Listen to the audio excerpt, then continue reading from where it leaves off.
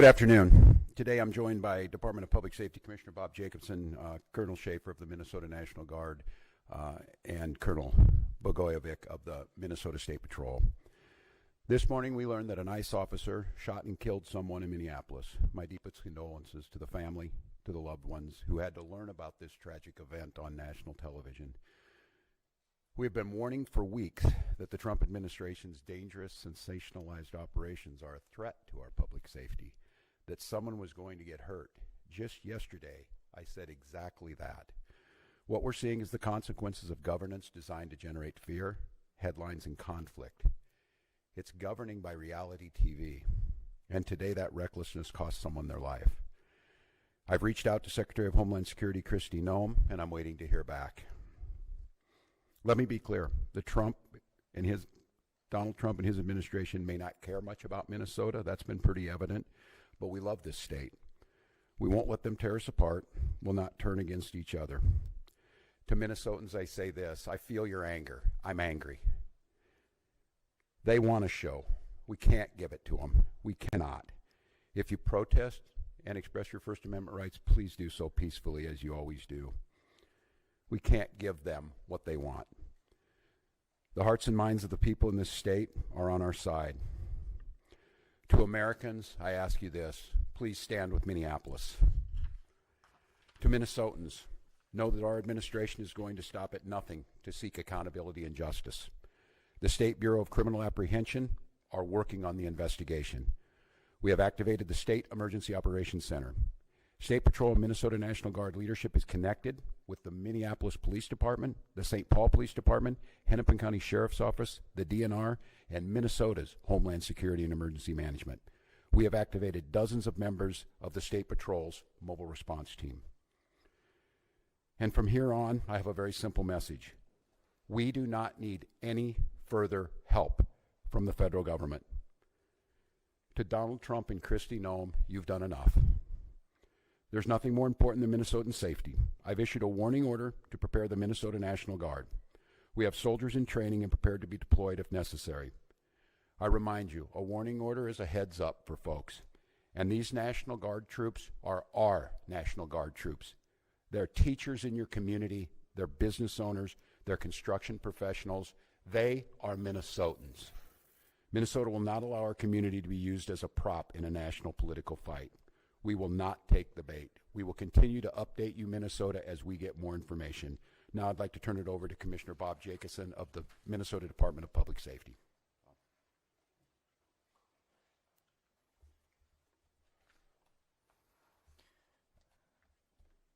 Thank you, Governor. As the Governor mentioned, my name is Bob Jacobson. It is my honor to serve as the Commissioner of the Minnesota Department of Public Safety. First of all, I want to acknowledge the reason that we are all here. The loss of life is not anything anyone would ever want. We fully expect that the community will want to peacefully demonstrate their anger or frustration. Minnesota residents and visitors have the right to peacefully demonstrate. We recognize that demonstrations are often driven by strong emotions, beliefs, and certainly a desire to be heard.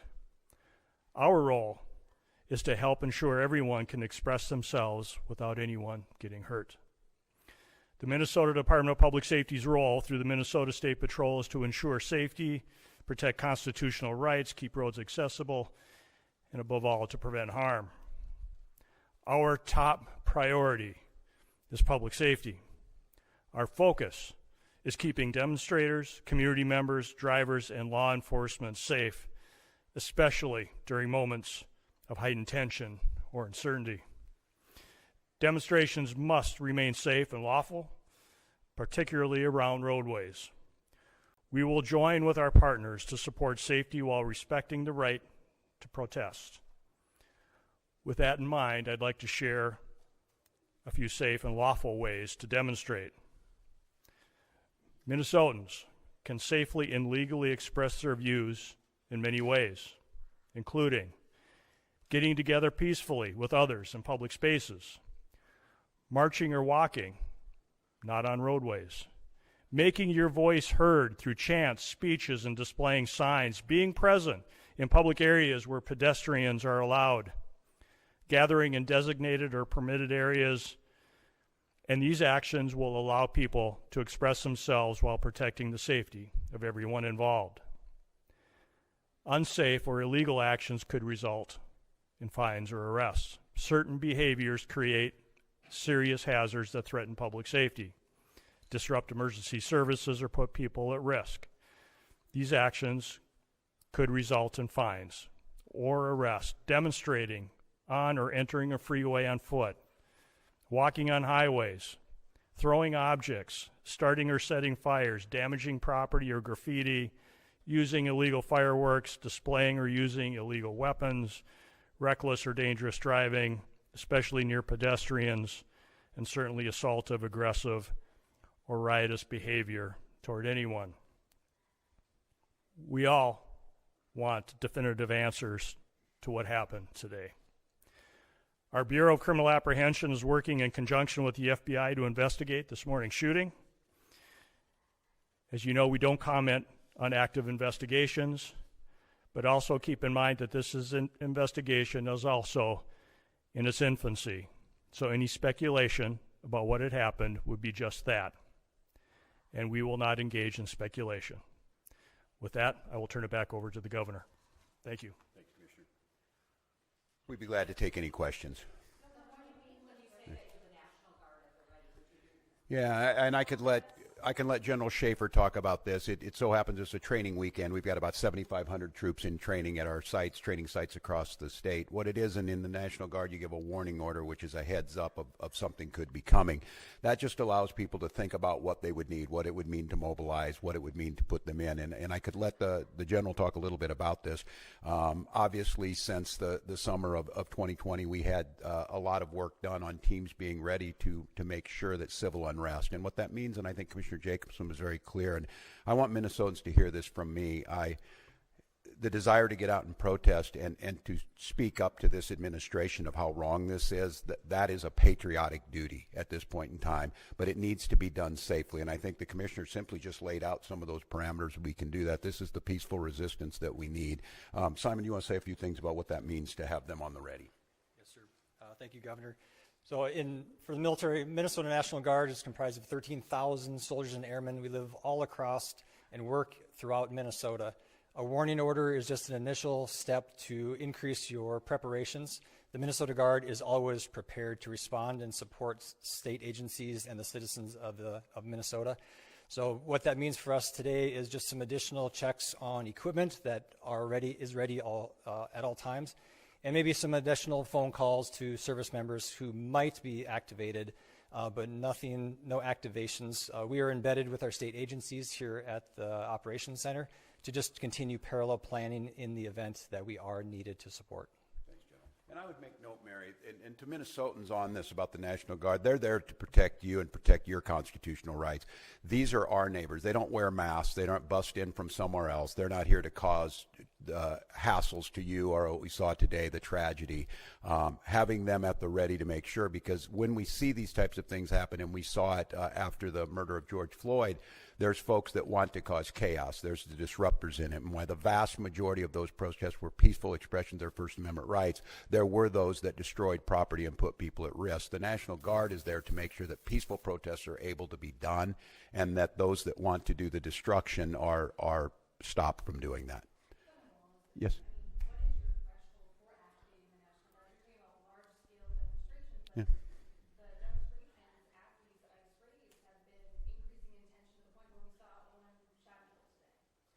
Yeah, and I think apparently by a federal agent, not by Minnesotans who were there to express their First Amendment rights. I think we've seen this to have folks ready. The gatherings that were down there today, I think this shocked everyone. People showed up as they should. There's people putting flowers down on a memorial. There's people expressing their anger. It's just as these situations develop, we decide when we need to move these people out. And I think the local reporters know well on this. Both unfortunately and for us, the upside of this is that we're very good and we've had practice at this. And I just want to, again, implore Minnesotans, I am not telling you not to express your anger or your frustrations or the outrage that we have. Look, this was totally predictable, as I said it yesterday, and it was totally avoidable. And I just want to remind you, too, that local law enforcement, we get no coordination. They don't tell us they're coming. They don't say why they're sending the largest deployment in American history to Minneapolis. They're not making us any safer. We don't have any of that coordination. They should be talking to us when we do these things. Let us know we're going to be down here. This is going to happen. We don't have that. So when you see local law enforcement or state patrol, or if it would take the National Guard, we're there responding to the chaos they've created too, but our role is to make sure that we're protecting Minnesotans so that something like this doesn't happen. I have not. The question was, have I spoken to the individual's family? No, we do not have a definitive ID on this individual. And I look, I'm going to note to all of you, I think it's really important, and the professionals do this, and they train me to do this. This is an open investigation. You need to be very careful about it. I know that many of you, myself included, have seen a very difficult video to watch, one where there's a family member watched their family member be shot and killed in front of them. It's beyond me that apparently from the federal government, from the Homeland Security Director herself, has already determined who this person was, what their motive was, and they hadn't even been taken out of the vehicle. We're not living in a normal world. And so, no, I have not. And I want to be very careful because I know how painful this is. I know how painful it is right now. I'm saying person and all that. This is a human being. This very well is an individual's child, a parent, and we don't know that yet. So no, I have not, but once we do, we will. So yes. Please.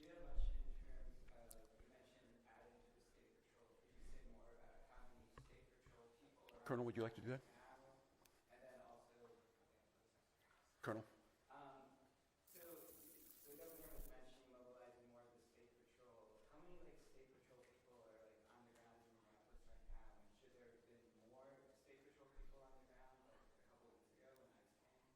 So the question was, how many state patrol troopers have been deployed to the city of Minneapolis? Right now, we don't talk typical numbers because that is considered security information. We do have a specialized team that does deal with crowd control, and so they have been deployed. But again, they are from all over the state of Minnesota, so they will come in tiers to the state. No, it was in response to this event. One more. Sorry, just to clarify the intention of deploying the National Guard, is there any chance that the National Guard is going to be deployed against federal planes to protect Minnesotans? I'm sorry. What was it? Has the National Guard ever been deployed against federal agents to protect Minnesotans, given the context of what happened earlier today?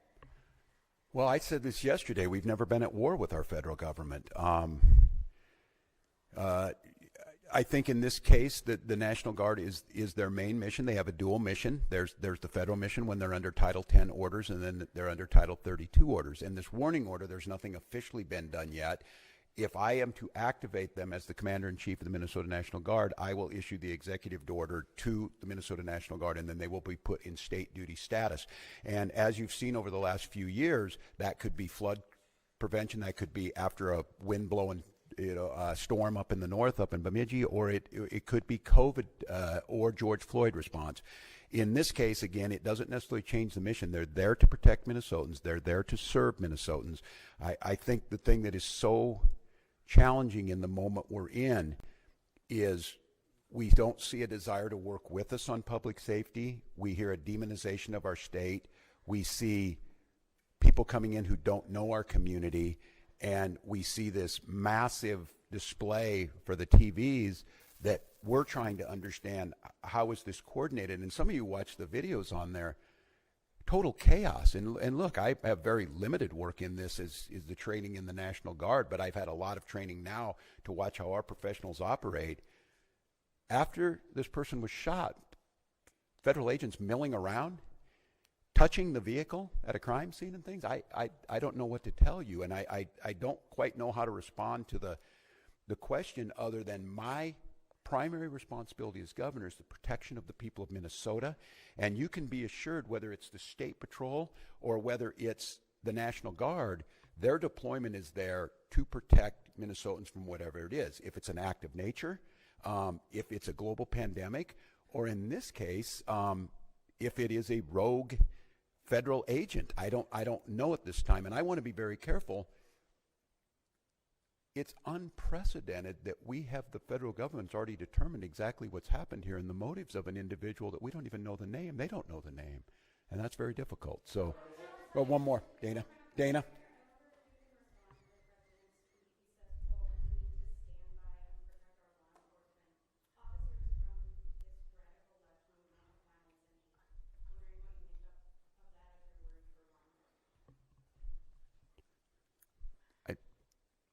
Look, and I understand the uniqueness of this moment in this week, following this week, seeing what's happening in the backdrop of a show hearing in D.C. My job is to govern, and my job is to see what the facts are. This happened a couple of hours ago, and we're already pitting American against American. All of you saw a video in your eyes. We have a chaotic situation caused by the largest deployment in American history of federal agents into a community with no communication to locals. We had a chaotic situation where an individual is in their car shot and killed. And so, look, I want to be very cautious here because Donald Trump will make this about me. He will make this about politics. This is about public safety, and this is about normalcy. To Americans who are watching this, if you're in Portland or you're in LA or you're in Chicago or you're wherever they're coming next, stand with us. Stand with us against this. This was so preventable, so unnecessary, and I don't know. I hope. Maybe we're at the McCarthy moment. Do you have no decency? Do you have no decency? We have someone dead in their car for no reason whatsoever. And I don't want to be right about this, but I said if they do this, they're going to create a chaotic situation where someone innocent's going to get killed. And they did it. And now we hear more political rhetoric. Enough. Enough is enough. And so to Minnesotans, don't take the bait. Do not take the bait. Do not allow them to deploy federal troops into here. Do not allow them to invoke the Insurrection Act. Do not allow them to declare martial law. Do not allow them to lie about the security and the decency of this state. And let's let this investigation play itself out. Let's make sure we protect our neighbors. I encourage you to use your First Amendment rights and all of your constitutional rights, but do so in a peaceful manner. We'll gather back with you as soon as we gather more information that needs to be put out. But again, stay safe, Minnesotans, and we'll be back with you.